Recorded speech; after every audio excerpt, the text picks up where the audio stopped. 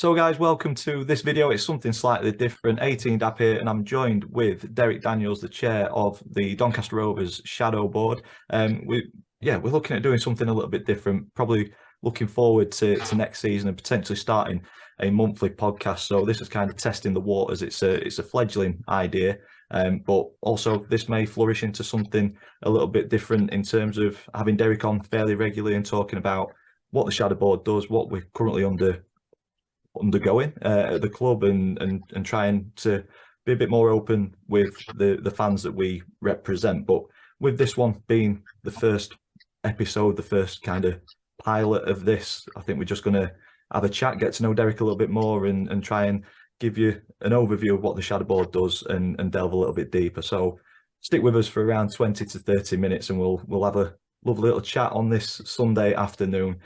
So yeah, welcome to the channel, Derek. I hope you're doing well. I'm doing very well indeed. It's nice and sunny, and contrary to belief, we do have running water and electricity here in Lincolnshire. We've just had to get rid of the well in the garden, but everything's doing really well. Nice and sunny day, which the day's a little more pleasant than what it was leaving the eco power, or the keep motor as I always call it, at full time yesterday. So yeah, it's that an hour and a half drive gives you a chance to chill down a little bit. Think, what on earth was I doing yesterday? What on earth have I been doing all season? But yeah, it was shocking. Other than that, life's really good, mate. It's good to hear. I think we'll start on the Rovers. Obviously, we'll move on to the Shadow Board in a little bit. I think there's a misconception with the Shadow Board. First and foremost, everybody who's on the Shadow Board is a Doncaster Rovers fan. But unfortunately, we don't really have any sort of input on tactics or player positions, or we don't really have any sort of influence on any results either. But as a fan, talk us through kind of what got you into Doncaster Rovers. And I know you say you travel from Lincolnshire. It's a long old journey to watch what we're watching at the minute, isn't it? Yeah, what we're tolerating at present, I think. Right, yeah, that's right. A quick resume. I'll make this a lot shorter than what John Ryan ever used to. I'm 62. I've been a Rovers fan now for, I think this is my 53rd, 54th season. I went as a eight-year-old. My first game was York City at home with my dad and a lovely old Bellevue. I'm an Asken lad, very proud of being a Donny lad. Moved over here with my job in 1987, but I've ensured that my children have become Donny Rovers fans, the grandkids, and I've even managed to sneak one away from Lincoln City, which is a proud thing for Grandad to have his granddaughter sat outside of him in the West Stand, much to the annoyance of my son-in-law, who supports that little team down the road, something imps or something like that. And that's how I got into it. And I got into the Shadow Board, I'm going to say eight years ago now. It's 7-8 years ago. I can't remember. But yeah, I got invited onto the Shadow Board from around then, probably about 8-9 years ago, mate. Lovely stuff. I think you've done well to get more younger fans interested in Doncaster, especially with our last 3 or 4 seasons. It's been a steady decline, hasn't it? Well, I say a steady decline. It's been pretty rapid compared to where we were when Darren Moore was here. He jumped ship, went to Sheffield Wednesday, and then since then it's just been problem after problem, hasn't it, within the club? And hopefully we'll turn a corner soon. Well, it's a case of having to turn a corner soon, because we are getting closer and closer. I hope I'm wrong, but we're getting closer to the bottom of the league. I think we sit halfway as we speak at the moment. Yeah, 13, but yeah, I do worry me. It did worry me, and where people at the club were saying, yeah, let's start looking at the playoffs. I gave up on the playoffs ages and ages ago, and I just kept saying to my son and my wife, etc., to be honest, let's just get to 50 points. And then I can start to relax. I'm 99% certain now we're going to be absolutely fine. But if we make the playoffs, I think there'd be a bigger public inquiry than there was about Brexit and COVID and everything. We're never ever going to get there. If I prove me wrong, but I won't be wrong. I can assure you. Yeah, I've said it in a previous video that although it's mathematically possible to get to the playoffs, I've never felt further away from it. Um, I think I think the board were in probably a difficult position at the start of this season. I think they had to come out and say something in terms of going for it, going for playoffs and showing ambition. Because if they'd said that we were wanting to steady the ship and consolidate, I think that'd have had a much more negative impact at the start of the season in terms of ticket sales, getting people kind of excited for a season after a poor relegation season last season. But I don't know, from a shadow ball point of view, would we have any sort of influence on communications with the fan base in terms of setting expectation? Because I think we've got a lot of work to do over the summer for setting the expectations next season. It's a good question. That I think we do form an excellent cross section of the shadow board. We've got people of all ages. You start with the people reaching the sell by date, like me. You've got the younger members. We sit all over the ground. There's some people sit on the in the east stand. I think there's every part of the ground is covered. I sit in the west stand up near the press box. But we listen to everyone. The only the only unwritten rule I like as representing the chair of the shadow board and proud chair of the shadow board. I think if people can't ask a sensible question in a polite manner, I'll be honest, I switch off. I get totally, utterly the frustration from watching a game and coming home, and for me having that an hour and 20 minutes, an hour and a half to cool down on the way home. But if people can't ask a sensible question in a polite manner, I'll be honest, anyone who wants to send a question in that wants to be rude, be ignorant, and that, I'll be honest with you, straight from the front, I completely switch off. If you can't have the time to do that, manners cost nothing.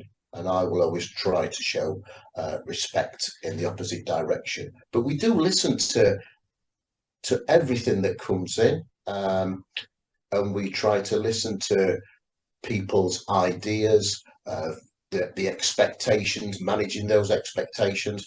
But we do listen and we take the stuff to the club.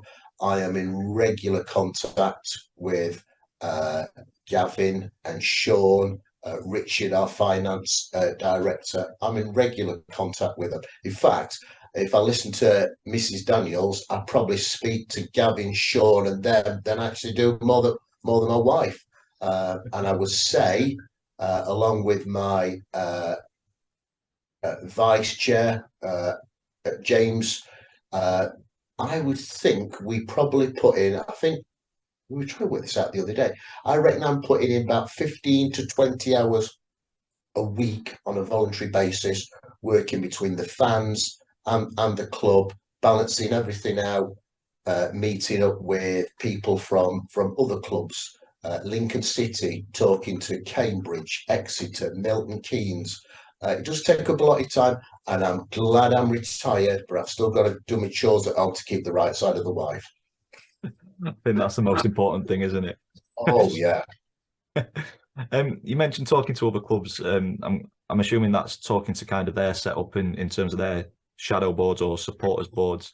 How are we in terms of a club in setting a standard on what we do in those meetings? We honestly, I appreciate our club. What we languishing 12th in league. What is it? It's called now? League Two, isn't it? Right. On the ranking system, which has just been brought out by a bloke called Kev Rye on fan engagement, we actually we rank 6th out of the 92. Which is exactly the same where we were last season. Just to clarify, this is based on stuff for the 21-22 season. So it's always looking a year in back space. So it's a bit like submitting your finances for the good old HMRC to go and have a look at. It's always a year behind. Yeah. But we presently sit 6th. I think it's Exeter City, Wimbledon, Cambridge United, Milton Keynes, Lincoln City. They're one in front. That does rile me a little bit. And we can't control anything on the pitch. We can yell and scream and get frustrated as much as anyone. but it is my intention to take us higher than sixth. So one of the things I'm prepared to stand by is we are trying as a board, the 11, 12 of us that sit on the board. I want us to get higher. Fan engagement wise, Doncaster Rovers, we are so far in some of the front of the other local clubs. And 6 out of 92, I'm proud of that, but I want to get us higher. It's fair to say we're doing better than what the team is on the pitch at the Eco Power. Yeah. What sort of criteria is that set against them for what? That's set against transparency. It's set against accountability. It's set about looking at your minutes, how quickly those have got out. We can improve on that. That's working with the club to ensure those are brought out. We have to go through the process of having a meeting, and then we all have to agree that the minutes of that meeting are accurate before we can release them. So we do have to go. So there is that delay. I don't ask for people to bear with us on that, but it's about transparency, the general overview, how good we are at getting our minutes out, and basically people then. This Kev Wright is like, I don't think he's the sole judge of it, but he has his scoring method, and we intend to prove on where we fit at sixth at the moment. I'm quite happy we could probably maybe jump 1 or 2 places on that with just a little bit of internal housekeeping, to be very honest with you. So I'm happy, right? I'm like every fan, I want to get higher and I want to finish above Lincoln City. Yeah. And hopefully the off the field stuff that we can influence, that does have a knock-on effect. I think the club have always been very good within the community. I think I don't think anybody can argue against that, to be fair. But I do get quite a lot on social media. I know people say if you're getting hammered on social media, just take a step back from it and don't look at it. But I think it is a useful tool to kind of judge the feeling of fans. A lot of fans are coming and saying that the community stuff they're not particularly bothered about. They do want it, but it's not the paramount of supporting and following a club. What they're wanting is success on the pitch. But for me personally, I don't know if you'll agree or disagree with this. I think the hard work in the community will have the longevity and an effect in the long term, because like the junior takeover day yesterday, personally, I think that's a fantastic day, and it's a potential fan that we're going to keep and hopefully have for a long period of time. I don't know if you agree or disagree with. I couldn't agree with you more, mate. You've got that there. What people don't know is, because it's probably things that don't affect them. It's like working in the community. The stuff that goes off at the Bellevue bar during the week. People come in and just have a chat. The men's clubs. I can't remember the exact name of it now. Men's clubs that have been. Pardon? Is it Fit Rovers? Fit Rovers is part of it. They have men's clubs where people can go to school on and just have a chat about every day-to-day problems they have. I see people who have their own particular problems who come along and meet, because they're there before we have our surgeries at the club. And it's the things that happen behind. We all lose loved ones as time goes on, and I'm knowing that as I'm getting older day by day. And I find that the club don't shout about it, but they when they lose a member of their family, the club goes into overdrive to ensure that that person is supported. If there's anything we can do, I can't discuss individual cases, because obviously I don't have, I'm not at liberty to go and do that. But I've had friends of mine who've lost loved ones very dearly, and what the club do, it's fantastic. They offer them any support whatsoever they can. They just need to be told about it. And I know those people truly, it means the world to. There's people on the shadow board. There's people who I sit with in the West Stand. and people who don't know see the likes of Gavin and Sean and whatever. Some of them, their perception is they see them in their ivory towers and no idea what they're going about, what they're talking about at all. But I can tell you, it's the exact opposite. Gavin and Sean and the media team, everything, they go into overdrive. They go out of their way, 101%, to try and give the people who've lost loved ones, or they go out to schools. They try their best to go out and encourage the next I suppose the next generation of Rovers fans. Do they get it? Are they perfect? No. Show me a perfect person and I'll show you a very unique person. But does the club make mistakes? Of course it makes mistakes. And we as the shadow board, we point out those mistakes, how they can improve. And it's a two-way thing. But it's fair to say that we chat with Gavin, Sean and Richard on a very, very regular basis. And if people's got any other ideas how we can improve it in a nice, polite way, always willing to listen. Yeah, I was just about to say that. I was just about to touch on what you said there about it being a two-way thing. And I think us as a shadow board, we are representatives of the fan base, but we can only bring things forward that have been brought up to us. And like you say, if it's done in a polite manner, I've had a few questions which I've looked at and I've had to kind of sift through the rubbish first to actually see that they have got a valid point. I think any valid question that needs bringing up to the club, we're the people who they should be contacting, and then we can put that forward. I mean, yourself, like you say, you have regular surgeries with Gavin, Sean, and Richard. Is there anything that you can go into a little bit more detail on what happens in those surgeries? Without, I know obviously there's certain things that you can't say until it's put into the minutes and what have you. But is there anything that you can kind of give to give the viewers a little bit more insight into what happens in those surgeries, which then go on to the main meetings that I'm involved in? Yeah, certainly. You go in there. We're presently looking. Obviously, we've just had keep it really up to date one. We've just had the one about the ticket allocation for Harrogate, right? We know that caused a lot of consternation in that we only got, was it 608 tickets? Yeah. We have I'm going to guess we're probably around the 4,000 season ticket holders.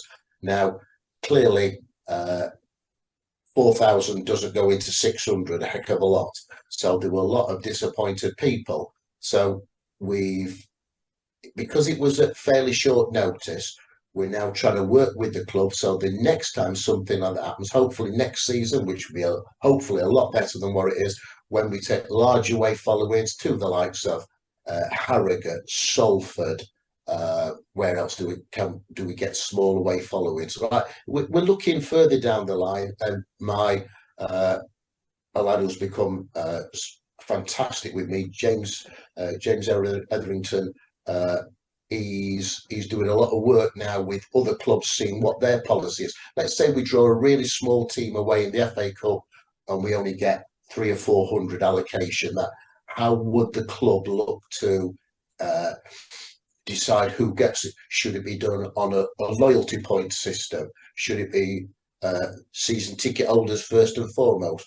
Should it be those who just go to away games? We're working with the club, with the hierarchy, with the Tracy and the other ladies in the ticket office to see their ideas, pros and cons for it. Years ago, we had a thing called the Away Day Rover, where basically I think you paid something like £50 for the season, and that would more or less guarantee you first dibs on any ticket that came available. A lot of that was to cover people with disabilities, because they have their own unique problems to go through.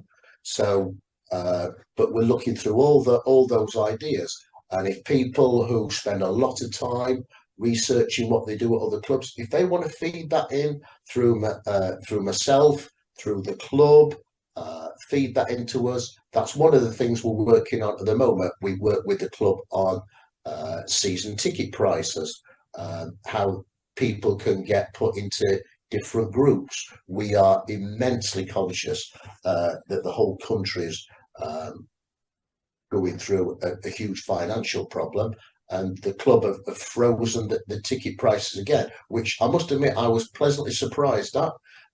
But they work with us. They do not work against us. They listen to ideas. James came up with an idea probably 2 or 3 years ago now, about increasing the age where you went from your £35 a year to what's it, about 190, there's some at 99, there's some at £149 for the year. James put another idea. The club were more than happy to take that on board. We've listened to seating, whether it should be allocated seating in the south stand. When people have got moved around, when people have been inconvenienced, we've sorted out problems with when people haven't been happy with merchandise they receive from club. Promises, we constantly say to the club, don't make a promise you can't keep. We ask them to be realistic with that. So those are the sorts of things, and these surgeries happen in between every shadow board meeting. So I'm going to say we usually meet once a month. That'll be with Sean and or Gavin and anyone else who's needed to discuss a particular problem. And they will answer the phone, text to us straight away. But anyone who thinks we just work with the club and another arm of the club's media side, they could not be any further from the truth. We hold the club to account. But again, we don't discuss tactics, we don't discuss who we're buying, and we try to work with them in a realistic manner. Yeah, and I think that's probably one of the biggest misconceptions of the shadow board, isn't it? That we have got any sort of influence on the team itself. I mean, I wish I did have some influence on the team itself, looking at recent setups and recent results, but unfortunately we don't. But what we can do is try and make the experience at the club the best it can be for literally everybody from every walk of life. So, like we've said previously, anything that comes to mind that you want to bring up to the club and improve the club as a whole, then I will link Derek's Twitter. Do we have a shadow board Twitter? I think that was talked about at the meeting. That is just about to go live. Being of a certain age, as I've mentioned a couple of times already, the younger man at the helm of it, James, he's far more into technology than me. That will be launched. Quite soon. And in that, we're going to be announcing our election process as well, where because we've worked with other clubs and because we work with Sean, using the club's media side as well, we will be setting up our election process probably months in advance of what. So all those people out there with their ideas, if they think they can bring something to the shadow board, we're presently going to have 3 vacancies. And if you think you've got experience, if you think you can help us at the club, I can assure you that the salary is not an extensive one. It starts with a 0 and ends with a 0. Your travel expenses are 0. But yeah, not lucrative, is it? Oh, it's not. It's ridiculous. Although if in these days of everything, what you have to declare, I do get offered a cup of tea or a glass of water via Sean in the meeting. But in these days of everything you have to declare nowadays, I even take my own water along. But in the shadow board, I've heard Sean's teas are pretty poor as well. Oh, they are. They're legendary for all the wrong reasons. But in the shadow board, because we can sometimes sat there for a couple of hours pre-match. I leave Lincoln about 10 o'clock before a home match on a Saturday. I'm out for the day. It's a long old day, which I'm reminded of when I get home.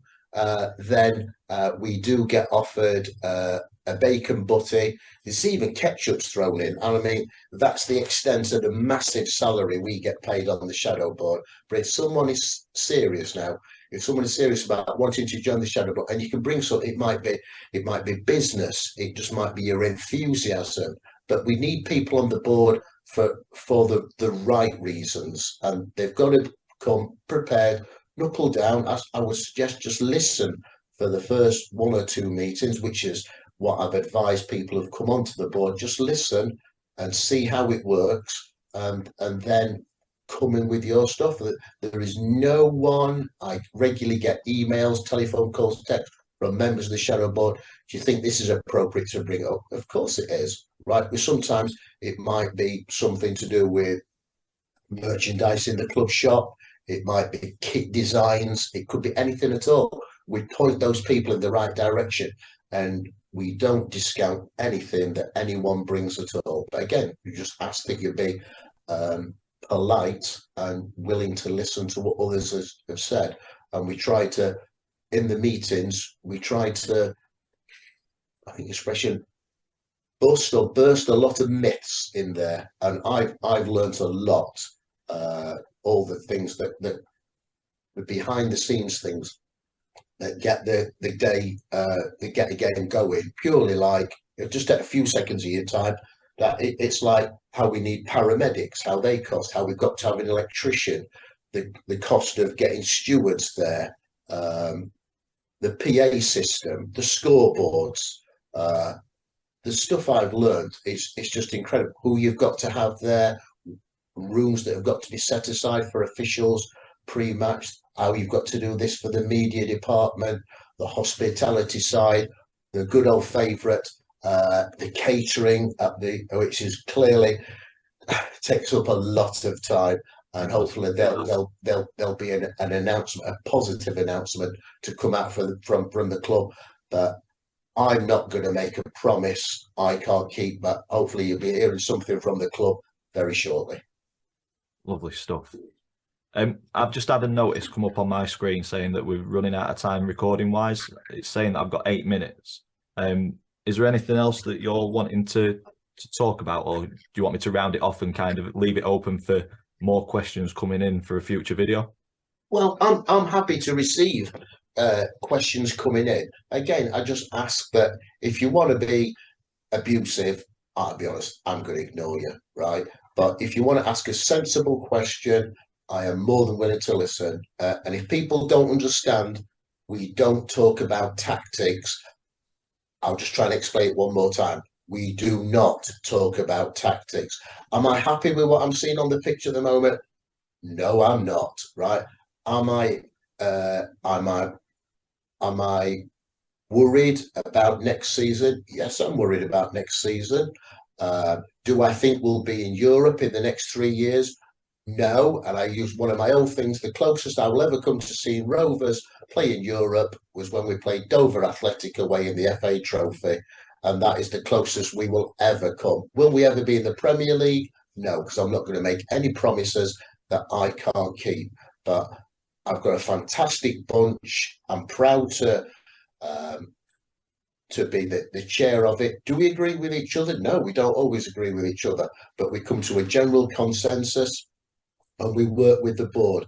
And anyone who says the likes of Gavin and Sean and Richard are just aloof and you never get to see them, well, I'll be polite and I'll say that's the exact opposite. And these people don't have to pick the phone up to talk to me if they don't wish to, but they do. They work very much with us. And if the fans only knew what sort of relationship we had between the shadow board and our hierarchy. I must admit, I don't have any contact with the owners of the club, right? I appreciate technically Gavin is one, but trust me, as Buston, another man, Gavin is not a multi-millionaire. Gavin, as a young family, he's got no money as such to come in. He's technically one of the owners, but Gavin doesn't have money to invest, and if people are only willing to listen to that, that's all I'm asking. But if people want to throw these stupid ideas out that Gavin's got millions of pounds, then I ain't seen it, and I'm the one that has to buy the caramel shortbreads as well for the meeting, so I would think that's highly unlikely. But no, I think that's kind of given us a really good foundation for potentially future videos involving Derek and other members potentially of the shadow board.